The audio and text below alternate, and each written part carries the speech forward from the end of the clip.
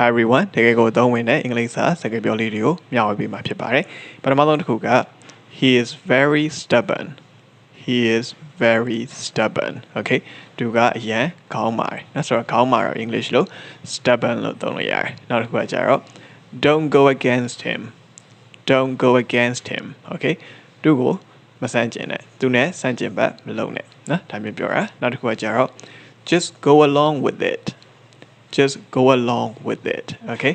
အဲ့ဒီတိုင်းလေးပဲလိုက်လုပ်လိုက်နော်ဆိုတော့သူပြောတာကိုမဆန်းကျင်နဲ့အဲ့ဒီတိုင်းလေးပဲလိုက်ပြီးတော့လုပ်ပေးလိုက်နော်ဒါမျိုးပေါ့နောက်တစ်ခွက်ကျတော့ yes you're right yes you're right okay ဟုတ်တယ်မင်းပြောတာမှန်တယ်နော်ဒါမျိုးပေါ့နောက်တစ်ခုက don't dwell on the past don't dwell on the past okay ပြီးခဲ့တာတွေကိုတွေးမနေနဲ့နော်ဆိုတော့နောက်တစ်ခုကကျတော့ get over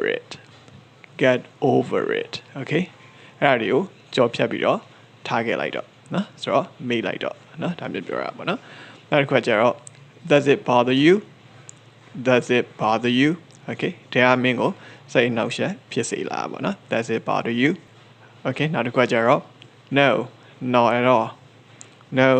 not at all okay မဖြစ်ပါဘူး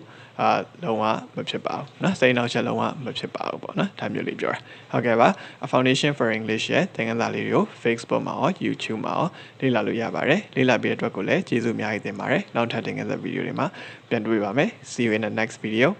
goodbye